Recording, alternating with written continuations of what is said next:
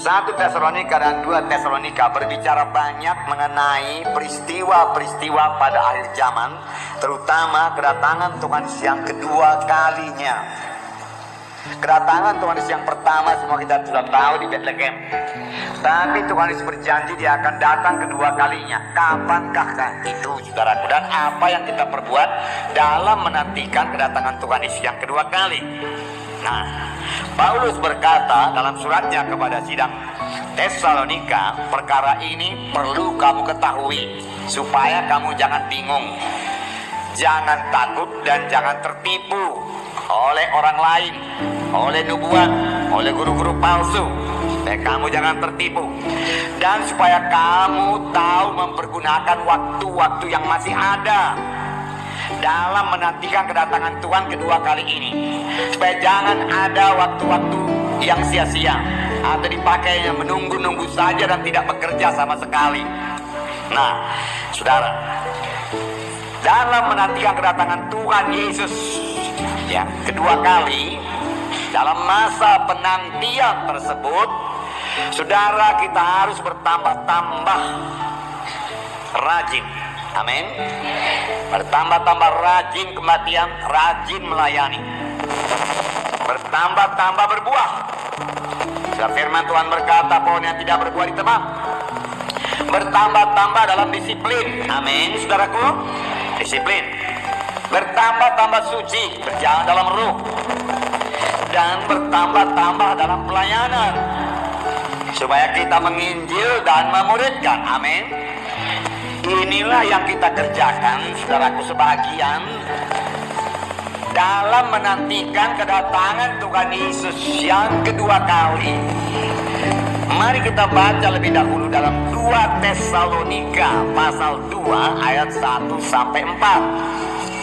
Tentang kedatangan Tuhan kita Yesus Kristus dan terhimpunnya kita dengan Dia, kami minta kepadamu saudara-saudara, supaya kamu jangan lekas bingung dan gelisah, baik oleh ilham roh maupun oleh pemberitaan atau surat yang dikatakan dari kami, seolah-olah hari Tuhan telah tiba. Janganlah kamu memberi dirimu disesatkan orang dengan cara yang bagaimanapun juga. Sebab sebelum hari itu haruslah datang dahulu murtad, dan haruslah dinyatakan dahulu manusia durhaka yang harus binasa, yaitu lawan yang meninggikan diri di atas segala yang disebut atau yang disembah sebagai Allah. Bahkan ia duduk di bait Allah dan mau menyatakan diri sebagai Allah. Paulus berkata mengenai kedatangan Tuhan kedua kali, janganlah kamu lekas bingung, jangan gelisah, baik oleh ilham roh maupun dia katakan oleh pemberitaan atau surat yang katanya datang dari kami, yang mengatakan hari Tuhan itu sudah tiba. Paulus berkata belum tiba. Jangan kamu bingung, dia katakan. Jangan kamu bingung, jangan gelisah. Sudah tahu yang dimaksud dengan hari Tuhan, yaitu hari kedatangan Tuhan Yesus yang kedua kali. Dia pasti datang. Amin, saudara. Itulah saat yang sangat menggembirakan dan sangat kita tunggu-tunggu. Nah, saudara, kedatangan Tuhan Yesus yang kedua kali terdiri dari 2 bahagian, 2 tahap. Amin. 2 tahap, ya. Tahap pertama, tidak sampai ke bumi. Amin. Dia di awang-awang, dan orang percaya naik bertemu Tuhan di awang-awang, lalu masuk ke surga, terima pahala-pahala. Di bumi terjadi kesengsaraan besar, lamanya 7 tahun, 2 kali 3,5 tahun. Nah, lalu sesudah 7 tahun itu, sesudah berapa tahun? 7 tahun, sudah 7 tahun kita di surga, saudara. Kita turun kembali ke bumi bersama-sama dengan Yesus. Dan pada waktu itu Tuhan Yesus menjejakkan kakinya di Bukit Zaitun sampai ke dunia ini. Amin.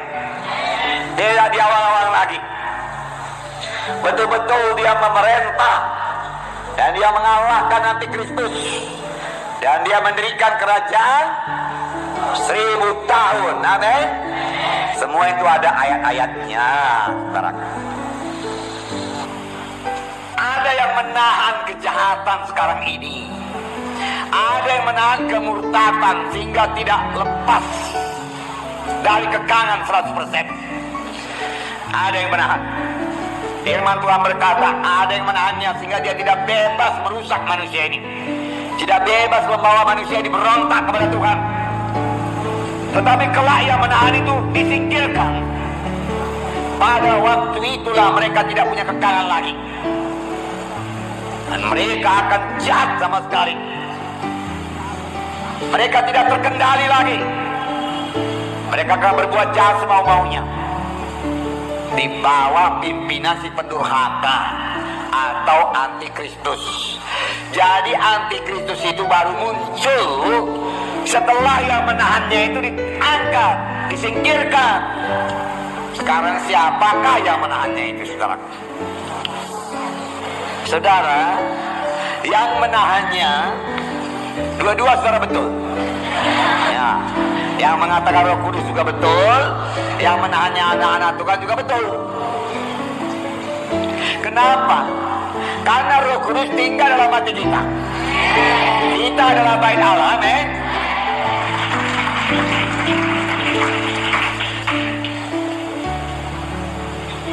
Roh Kudus kita katakan ada di gereja.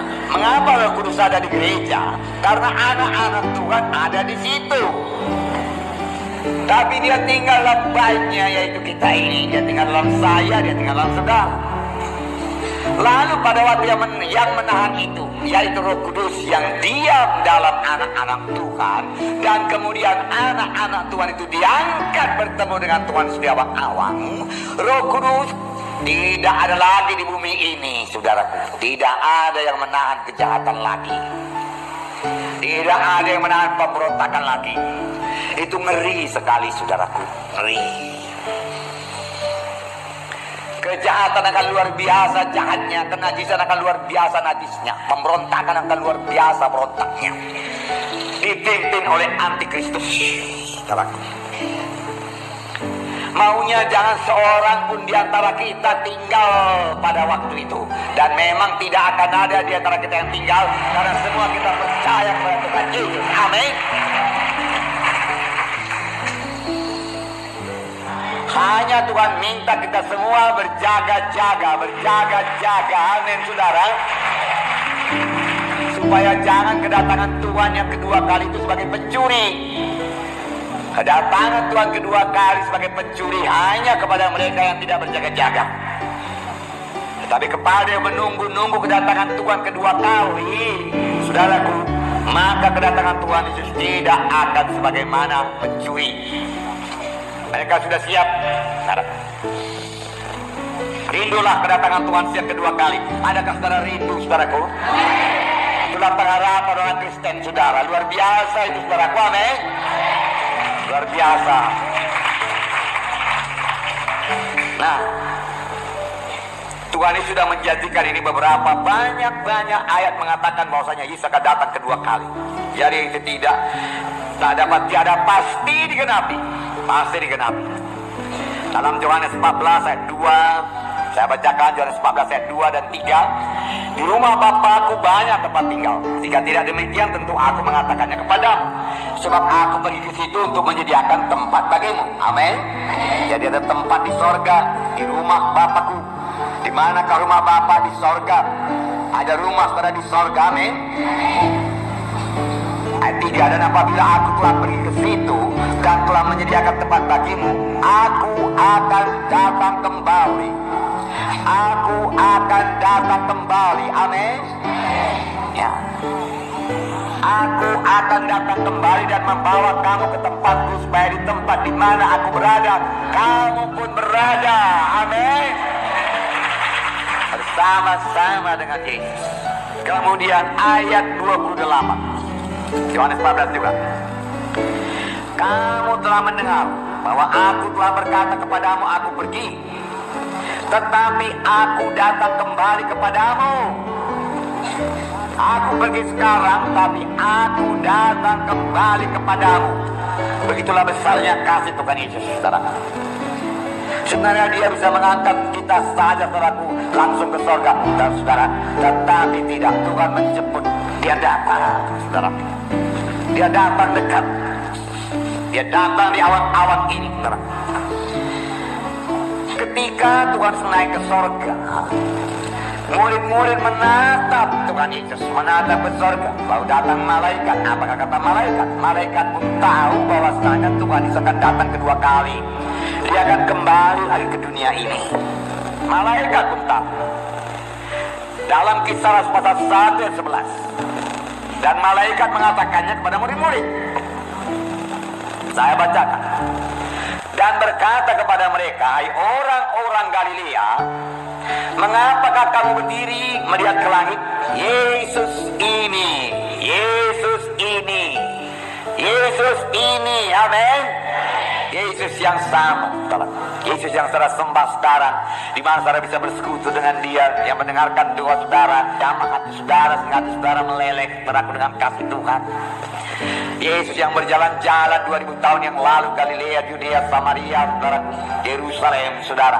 Yesus ini yang terangkat ke surga meninggalkan kamu, akan datang kembali dengan cara yang sama seperti kamu melihat Dia naik ke surga.